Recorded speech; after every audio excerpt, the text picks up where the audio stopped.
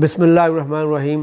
بچوں، ہم آپ کو قرآن مجید سے انبیاء علیہ السلام کی کہانیاں سنا رہے ہیں اور اس سلسلے میں حضرت موسیٰ علیہ السلام کی کہانی آپ سن رہے ہیں،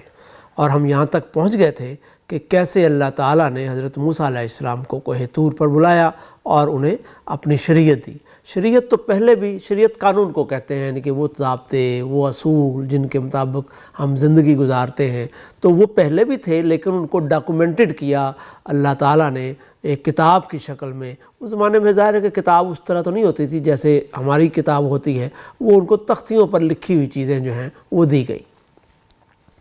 تو وہ حضرت موسیٰ علیہ السلام وہاں سے آئے۔ وہاں سے حضرت موسیٰ علیہ السلام کو ایک اور بھی بڑا ایکسپیرینس ہوا کہ جب وہ کوہ طور میں ایک طرح سے وہ اعتکاف کی شکل آپ کہہ لیں کہ وہ وہاں پر رہے، تو اس اعتکاف کے دوران انہوں نے اللہ تعالیٰ کے ساتھ جو محبت تھی ان کی، اللہ تعالیٰ کی آواز وہ سنتے تھے، تو اس سے ان کے دل میں یہ خواہش بھی پیدا ہوئی کہ اللہ تعالیٰ کو دیکھیں بھی، آواز تو سنتے ہیں تو وہ اللہ تعالیٰ کیسے ہوں گے، تو یہ بھی ان کے ذہن میں خواہش پیدا ہوئی۔ تو انہوں نے اللہ تعالیٰ سے اس کا اظہار کیا، لیکن اللہ تعالیٰ نے ان کو سمجھایا کہ انسان اللہ تعالیٰ کی ذات کو ایکسپیرینس نہیں کر سکتا، وہ دیکھ نہیں سکتا، یعنی کہ ہم اللہ تعالیٰ کی صفات سے تو واقف ہو سکتے ہیں، لیکن اللہ تعالیٰ کی ذات کیسے ہے، وہ دکھنے میں کیسے ہیں، یہ ہم نہیں جان سکتے۔ تو دیکھیں نا، ہم تو ایک سورج کو نہیں دیکھ سکتے، اس کو تو ہماری آنکھیں چودھا جاتی ہیں، تو اللہ تعالیٰ تو بہت عظیم شے ہے۔ تو اللہ تعالیٰ نے کہا کہ دیکھیں، اگر آپ مجھ کو دیکھنے کی ضد کریں گے تو یہ ممکن نہیں ہے۔ اور پہاڑ پر جو پہاڑ کا ایک حصہ کوہ طور کا، اس پر اللہ تعالیٰ نے کہا کہ میں اپنے آپ کو ظاہر کرتا ہوں، اپنے آپ کو ظاہر کرتا ہوں، یہ ہمیں سمجھانے کے لیے کہا ہے۔ بس یہ کہا کہ اگر یہ کوہ طور سلامت رہ گیا تو آپ بھی ہو سکتا مجھے دیکھ سکیں۔ تو جیسے ہی اللہ تعالیٰ کی بات ختم ہوئی تو کوہ طور کا وہ حصہ یکدم بہت زیادہ جیسے کسی پر بجلی گرتی ہے اور وہ ریزہ ریزہ ہو جاتا ہے، تو وہ تباہ ہو گیا، اور حضرت موسیٰ بھی اس خوف سے اتنی زیادہ کڑک پیدا ہوئی کہ حضرت موسیٰ بھی ہوش ہو گئے، اور پھر وہ اٹھے اور انہوں نے اللہ تعالیٰ سے معذرت کی، معافی مانگی اور کہا کہ ہاں اے اللہ تعالیٰ، آپ درست کہتے تھے، میں آپ کو، کوئی بھی انسان آپ کو نہیں دیکھ سکتا۔ تو یہ بھی ایکسپیرینس حضرت موسیٰ علیہ السلام کو وہاں پر ہوا۔ تو حضرت موسیٰ علیہ السلام، میں آپ کو بتا رہا تھا کہ جب واپس آئے تو ان کی قوم ایک عجیب بڑی گمراہی میں مبتلا ہو چکی تھی۔ حضرت موسیٰ وہاں 30 دن کے لیے گئے تھے، تو 40 دن ہو گئے، تو پیچھے ان کی قوم جو ہے وہ ان میں چیمگوئیاں شروع ہو گئیں، باتیں شروع ہو گئیں کہ پتہ نہیں حضرت موسیٰ کہاں گئے،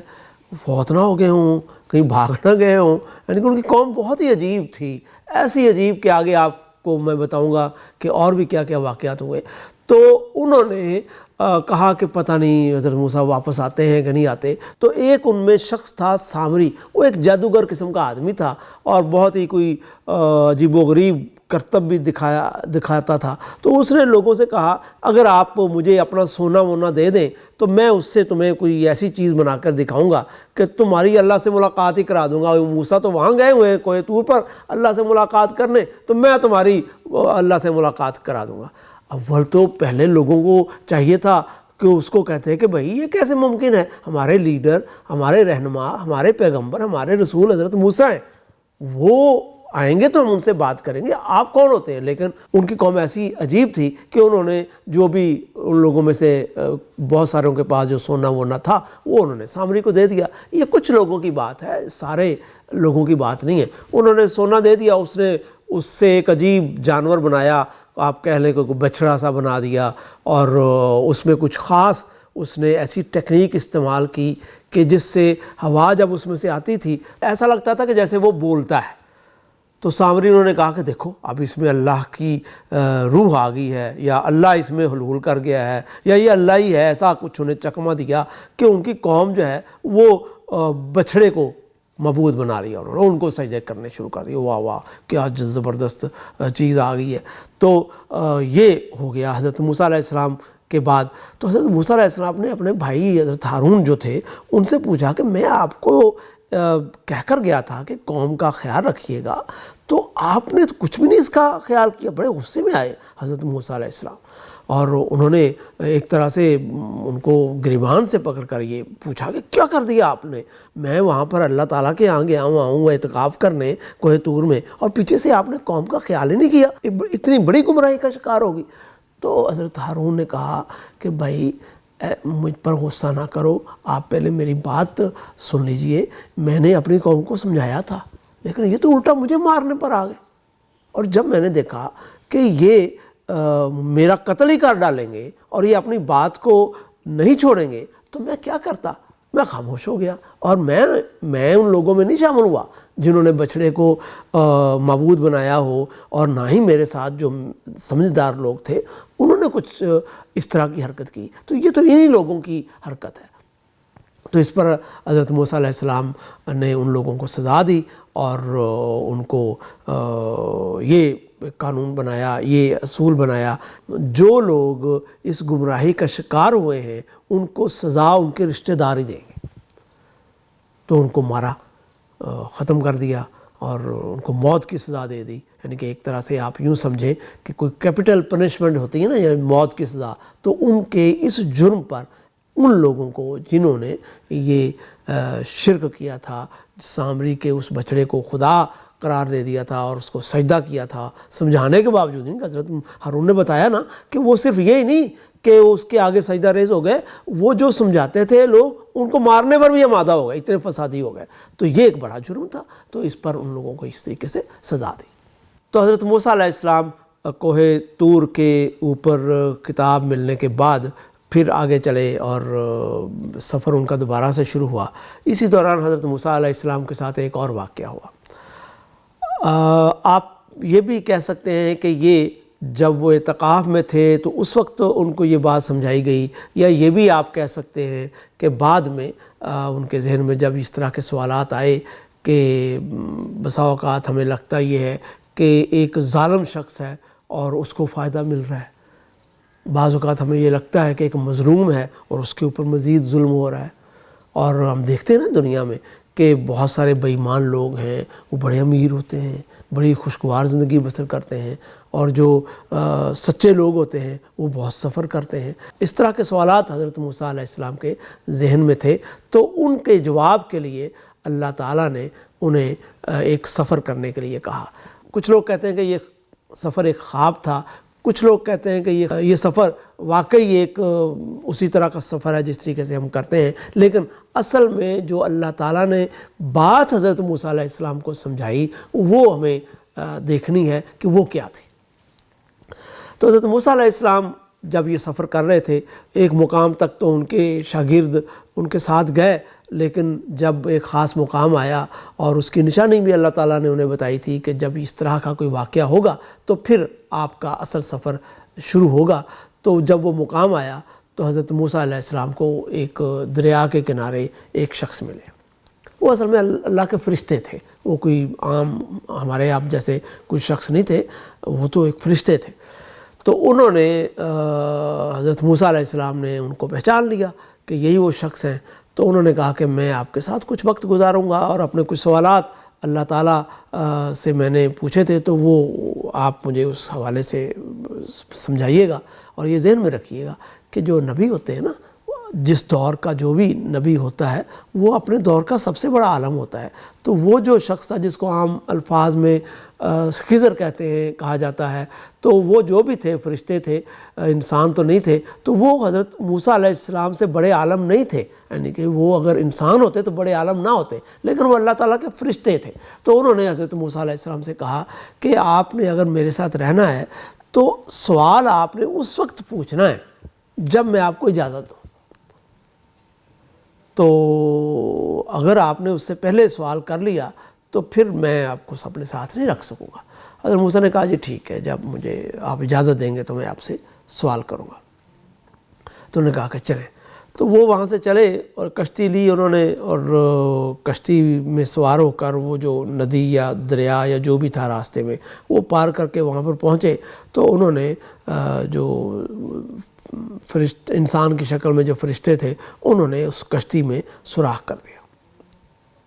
حضرت موسیٰ نے کہا کہ یہ آپ نے کیا کیا؟ وہ اس کشتی سے ہم آئے ہیں اور آپ نے اس میں سے اس کو سوراخ کر دیا، اب کوئی تو کشتی ناکارہ ہو گئی، اب کون اس میں چڑھے گا، وہ تو ڈوب جائے گا۔ تو انہوں نے کہا کہ دیکھیے میں نے آپ سے کہا تھا نا کہ آپ اس وقت تک سوال نہیں پوچھیں گے جب تک میں آپ کو اجازت نہ دوں، تو آپ نے پہلے ہی خلاف ورزی کر دی۔ تو حضرت موسیٰ نے کہا کہ نہیں، اب سوری، میں اب اس کا خیال رکھوں گا، تو ٹھیک ہے میں خاموش ہو جاتا ہوں۔ تو پھر آگے گئے، آگے جا کر انہوں نے ایک بستی میں گئے اور وہاں پر انہوں نے دیکھا کہ ایک لڑکا وہاں پر ان کو ملا، تو انہوں نے اس لڑکے کو بلایا اور اس کو مارا اور مر گیا۔ حضرت موسیٰ بہت پریشان ہوئے کہ انہوں نے تو ایک اچھا خاصا بچہ لڑکا جو کسی نے ان کا کچھ بھی نہیں بگاڑا تھا ان کو مار دیا۔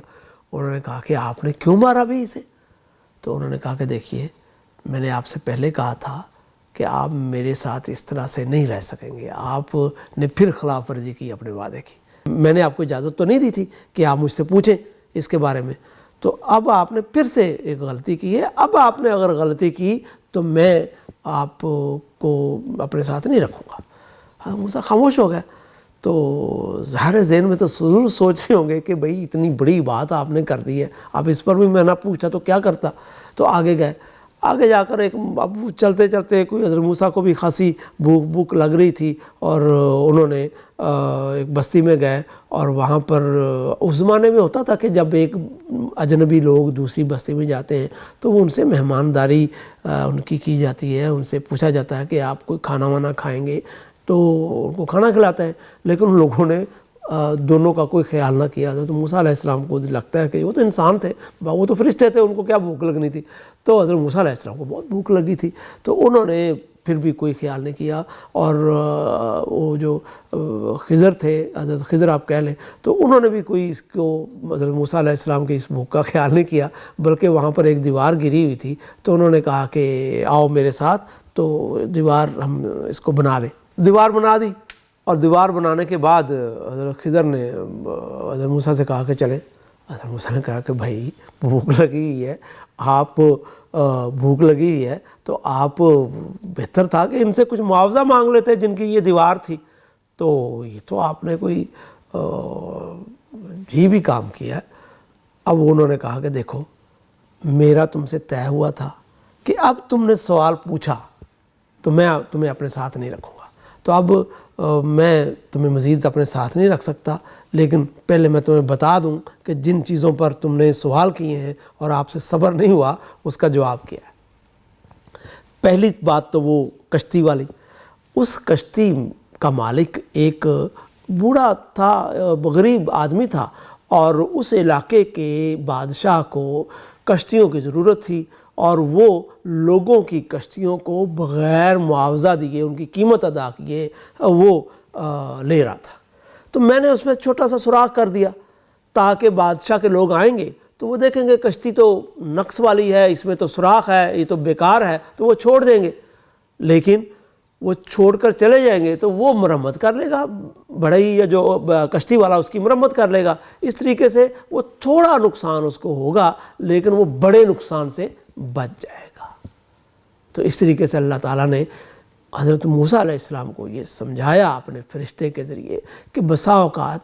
اللہ تعالیٰ جو اچھے لوگ ہوتے ہیں، شریف لوگ ہوتے ہیں، ان کا تھوڑا نقصان کر کے اللہ ان کو بڑے نقصان سے بچا لیتا ہے۔ تو یہ ایک بات سمجھائی۔ اور دوسری انہوں نے کہا کہ وہ جو بچہ آپ نے مارا، تو انہوں نے کہا کہ وہ بچہ ایک شریف خاندان کا لڑکا تھا، اور اللہ تعالیٰ کو معلوم تھا کہ اس نے بڑے ہو کر کوئی بہت بڑا مجرم بننا ہے، تو وہ اپنی والدین کی بدنامی کا باعث بنتا۔ تو اللہ تعالیٰ نے حکم دیا کہ اسے ختم کر دیا جائے، اسے موت دے دی جائے۔ تو ان کے والدین کو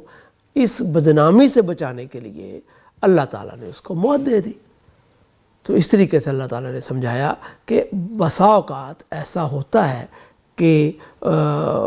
لوگ چلے جاتے ہیں اور ہم سمجھتے ہیں کہ ہم اس شخص کے بغیر اس طرح کی نقصان کے ساتھ ہم کیسے زندگی بسر کریں گے، لیکن اس کے پیچھے اللہ کی ایک حکمت ہوتی ہے جس کو ہم نہیں جانتے۔ تو یہ اللہ تعالیٰ نے بات سمجھائی۔ اور تیسرا انہوں نے یعنی کہ موت تو آنی ہے نا، تو وہ موت پہلے آ گئی بجائے اس کے کہ اس وقت آتی جب وہ بچہ بڑا ہو کر والدین کے لیے بدنامی کا باعث بنتا، تو اللہ تعالیٰ نے اس کو بچانے کے لیے، والدین کو بچانے کے لیے اس کی موت کا فیصلہ پہلے کر دیا۔ اور انہوں نے کہا کہ جہاں تک وہ بات ہے کہ وہ جو دیوار تھی وہ میں نے کوئی روپے پیسے کے لیے نہیں تمہیں کہا تھا کہ ہم اس کی تعمیر کریں، اس کی وجہ یہ تھی کہ ان لوگوں نے جس کی دیوار تھی وہاں پر ایک خزانہ یا کوئی، اس زمانے میں اس طرح تو نہیں ہوتا تھا کہ بینکوں میں لوگ روپیہ پیسہ رکھتے تھے، بسا اوقات ہوتا تھا کہ آنے والے وقت کے لیے روپے پیسے کو چھپا دیا جاتا تھا۔ تو انہوں نے وہاں پر کچھ چیزیں، کچھ سونا وونا یا جو بھی دولت اس زمانے کی تھی وہ ان کو چھپا دی تھی، اور وہ جو چیز چھپائی ہوئی تھی جس برتن میں تھی وہ اس دیوار کے نیچے تھی۔ اب دیوار گر گئی اور اس بستی کے لوگ کس قدر عجیب و غریب تھے یہ تو تمہیں پتہ چل ہی گیا ہوگا۔ تو جیسے ہی وہ دیوار گرتی کچھ اور 2-4 روز ہوتے اور وہ معلوم ہو جاتا ان لوگوں کو کہ اس میں دولت ہے تو وہ نکال لیتے۔ اس طریقے سے جن کی وہ دولت تھی، وہ جو بہت شریف آدمی تھے، ان کی دولت وہ لوگ لے جاتے۔ تو اس دولت کو محفوظ کرنے کے لیے میں نے ان کے اوپر دیوار تمہارے ساتھ مل کر کھڑی کر دی۔ تو یہ اس کی حکمت تھی۔ اور زندگی میں ایسا ہی ہوتا ہے کہ بہت سارے لوگوں کو ہم دیکھتے ہیں کہ بلا وجہ نفع پہنچ رہا ہوتا ہے، لیکن اس کے پیچھے اللہ کی جو حکمت ہوتی ہے وہ ہمارے سامنے نہیں ہوتی، اور ہمیں لگ رہا ہوتا ہے کہ یہ ایک فضول کام ہے، لیکن وہ فضول کام نہیں ہوتا۔ تو یوں اللہ تعالیٰ نے بہت ساری چیزیں حضرت موسیٰ علیہ السلام کو اس خواب کے ذریعے یا اس سفر کے ذریعے بتائیں۔ تو یہ بھی اس میں حکمت تھی کہ ہمارے ذہن میں جو سوال ہوتے ہیں ہمارا اس پر صبر نہیں ہوتا، ہم چاہتے ہیں کہ اس کے جواب ہمیں مل جائیں، اور ہم سمجھتے ہیں کہ جو سوال ہمارے ذہن میں ہے اس کا کوئی جواب ہی نہیں ہے، لیکن ان کا جواب ہوتا ہے، اور ایک صبر کرنے کے بعد ہمیں ان کا جواب خود ہی مل جانا تھا۔ جیسے حضرت موسیٰ علیہ السلام صبر نہ کیا انہوں نے، تو وہ سوالات پر سوالات کیے گئے، اور ان کے ذہن میں یہ آیا کہ یہ شخص تو اچھا ہی نہیں ہے، یہ فرشتے عجیب ہیں، بندہ مار رہے ہیں، بچہ مار رہے ہیں، فضول میں دیواریں بنا رہے ہیں، اور لوگوں کی کشتیوں میں سوراخ کر رہے ہیں۔ تو وہ بظاہر تو ان کے ذہن میں یہ آیا تھا نا کہ یہ کوئی اللہ تعالیٰ نے جن کو میرے ساتھ بھیجا ہے یہ کوئی اچھے لوگ نہیں ہیں، اچھے شخص نہیں ہیں۔ لیکن